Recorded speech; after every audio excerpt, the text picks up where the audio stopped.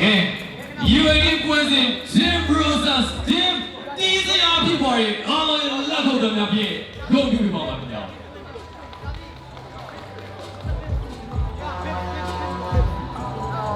Okay Jim Process နဲ့ Jim ဒီစရာပြီးသွားတဲ့အခါမှာတော့ Open Age Funding ဝယ်စဉ်တွေကိုရှင်းနေမှာဖြစ်ပါတယ်အဲ့တော့ SFG နဲ့ Top အနည်းဆုံးနေရာယူထားပြီးပါ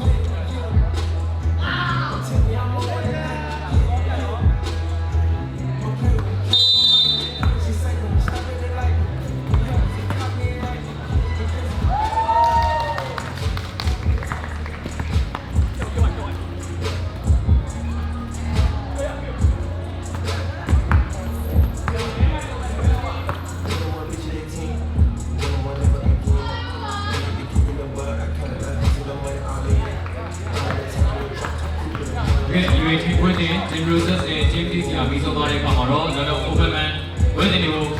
ရင်းနှီးအောင်ဖြစ်ပါတယ်အဲ့တော့ SFG နဲ့ Top တို့ရဲ့ရှင်ပြိုင်မှုကိုကျွန်တော်ဗီဒီယိုကြည့်ရှုခံစားမှာဖြစ်ပါတယ်ခင်ဗျာ Okay ပါညီမပလာဇာ Outdoor Area မှာရှိနေကြတဲ့ဒီမှာဗီဒီယိုပရိသတ်များအပြင်ကျွန်တော်ရဲ့ညီမပလာဇာ Indoor Area မှာဈေးဝယ်ထွက်နေကြတဲ့ဆရာပါတော့ဒီမှာဗီဒီယိုပရိသတ်များခင်ဗျာကျွန်တော်ရဲ့ Ace Page Basketball ပြိုင်ပွဲကိုတော့ဒီမှာပလာဇာရဲ့ Outdoor Area မှာစီကားဖိုက်မဲ့ဆော်နဲ့ကျင်းပပြုလုပ်နေတာပဲဖြစ်ပါတယ်ဒါကြောင့်မလို့ Basketball ကိုဝါသနာပါတော့ဆရာပါတဲ့ဒီမှာဗီဒီယိုပရိသတ်များနေတဲ့ကျွန်တော်ရဲ့ပွဲစဉ်တွေဟာဒီလိုမျိုးလာရောက်ပြီးတော့ကြည့်ရှုအားပေးလို့ရတယ်ဆိုတဲ့အကြောင်းကိုဒီနေ့ကနေတင်ကောင်းလေးပါချင်ပါတယ်။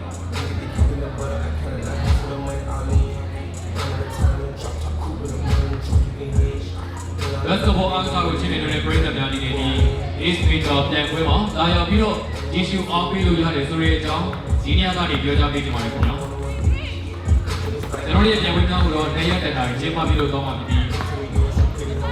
ဒီပွဲစဉ်တွေလည်းဒီကစားနဲ့ဆောင်းနဲ့ကျင်းပပြုလုပ်သွားမှာဖြစ်ပါတယ်ခင်ဗျာ။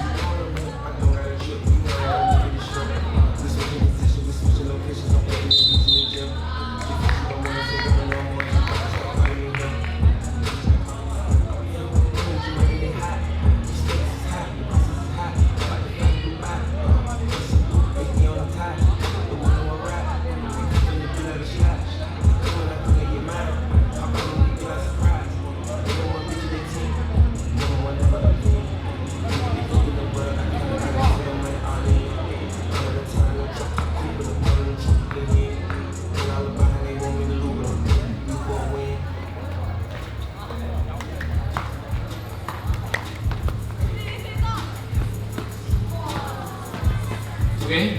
ဒီပွဲနဲ့ဖန်တဲ့ပြီးတော့လည်းစူးကြည့်မှုများကိုကြည့်ရပြပါခင်ဗျာကျွန်တော်ရဲ့ Open Age ဘယ်မှာဆိုတော့ဝင်လာတော့စူပလာနဲ့တူဝီချက်၈သိန်းတော့ပြင်ရွှေတိသိန်းစုပေးရကြည့်ပြီးတော့မှာဖြစ်တယ်လို့ First Runner Up ကိုတော့ဝီချက်၄သိန်းနဲ့တူဝီတိသိန်းစုကိုပေးရကြည့်ပြီးတော့မှာဖြစ်ပါတယ်နောက်တဲ့ Second Runner Up ကိုတော့ဝီချက်၂သိန်းပေးရကြည့်ပြီးတော့မှာဖြစ်ပါတယ်ဒါကတော့ Open Age ကစူးကြည့်မှုများကိုကြည့်ကြပြီးတော့ဖြစ်ပါတယ်ဆက်လက်ပြီး UAE နဲ့မျိုးဆောင်ပွဲစီမှာတော့ဝင်လာစုတော့စူပလာနဲ့တူဝီချက်9သိန်းရွှေတိသိန်းစုနဲ့တူဝင် Second Runner Up ကိုတော့ဝီချက်3သိန်းနဲ့တူဝီတိသိန်းစုပေးရကြည့်ပြီးမှာဖြစ်ပါတယ်ဒါပြင် Second Runner Up ကိုတော့ဝီချက်2သိန်းပေးရကြည့်ပြီးတော့မှာဖြစ်ပါတယ်နော် U15 မျိုးဆောင်ဝင်လာစုကိုတော့စူပလာနဲ့တူဝီချက်9သိန်းရွှေတိသိန်းစု First Runner Up ကိုတော့ဝီချက်3သိန်းနဲ့တူဝီတိသိန်းစုပေးရကြည့်ပြီးတော့မှာဖြစ်တယ်လို့ Second Runner Up ကိုတော့ဝီချက်2သိန်းပေးရကြည့်ပြီးတော့မှာဖြစ်ပါတယ်နောက်တဲ့ United အမျိုးသမီးအသင်းမှာတော့ဝေလန်နေတဲ့စူပလာ ဝေချက်9သိန်းနဲ့တူ10သိန်းစုကိုပေးတဲ့ချင်းမဲ့သွားမှာဖြစ်တယ်လို့ restaurant အကူတော့ဝေချက်3သိန်း second အကူတော့ဝေချက်2သိန်းစီပေးတဲ့ချင်းမဲ့သွားမှာဖြစ်ပါတယ်ဒါပြင် MVP ဘလီယံနဲ့တပွဲလုံးမှာအကောင်းဆုံးသော MVP စုများကိုလည်းအတင်းအလိုက်ဘောရှင်ပြိုင်နဲ့ category လိုက်ပေးတဲ့ချင်းမဲ့သွားမှာဖြစ်တဲ့ဆိုတဲ့အကြောင်းဒီနေရာကနေပြောကြားပြစီခင်ဗျာ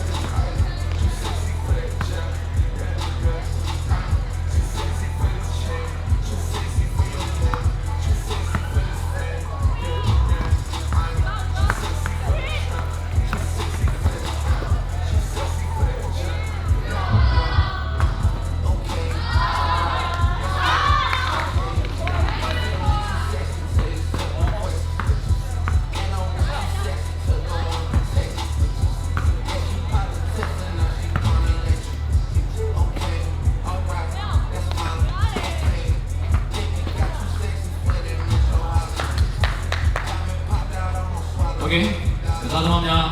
အားလုံးကိုဒီညကနေထူးပန်ကြားကြတာလေးရှိပါတယ်ကျွန်တော်ရဲ့ Ace Major ပြန်ခွဲ area ထဲမှာ register မလုပ်ရသေးတော့အသေးများရောက်ရှိနေရင်အများဆုံးကျွန်တော်ရဲ့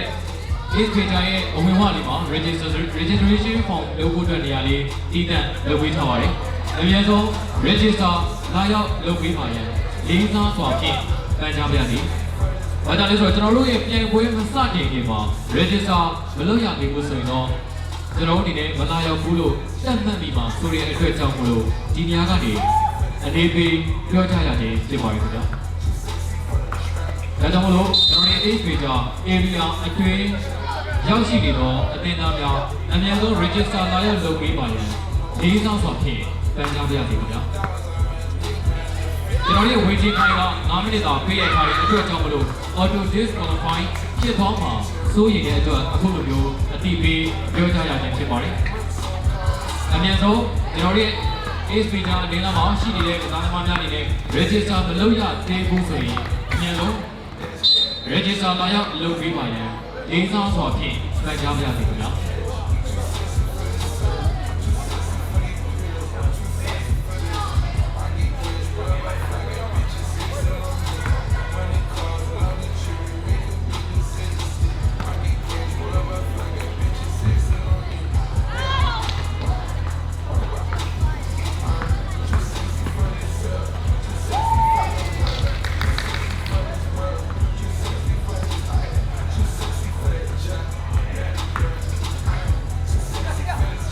ကျွန်တော်တို့အခု selection ပြန်ကြည့်တာကတော့ကျွန်တော်တို့ U18 ပွဲစဉ်ဖြစ်တဲ့ Team Roses နဲ့ TFTC လာဖြစ်ပါတယ်။ဒါပြီးတော့ Open Man ပြန်ပွဲ SFG နဲ့ကိုကြောဖြစ်ပါတယ် register လုပ်ပြီးတော့ပါပြီ။နေရာယူပေးထားပါ။ဒါဒီပွဲပြီးသွားတဲ့အခါမှာ United ရဲ့ Abyss A နဲ့ DC Ace ရဲ့ရှင်ပြန်မှုဖြစ်ပါတယ်။ဒါကြောင့်မို့လို့ register မလုပ်ရသေးဘူးဆိုရင် registration နေရာတည်တံ့ပေးထားပါတယ်။အများဆုံး register လုပ်ပေးပါရန်လေးစားစွာဖြင့်ပန်ကြားပါရစေ။ကျွန်တော်တို့လည်းပြန်ပွဲမစတင်ခင်မှာ register မလုပ်ရသေးဘူးဆိုရင်ဒေသများကိုမလာရောက်ဘူးဆိုပြီးတန်တန်ပြီးမှစိုးရိမ်တဲ့အတွက်အခုလိုမျိုးအထူးအလေးပေးပြောကြရခြင်းဖြစ်ပါတယ်။အများဆုံး register လာရောက်လုပ်ပေးပါရန်လေးစားစွာဖြင့်ပန်ကြားပါရစေခင်ဗျာ။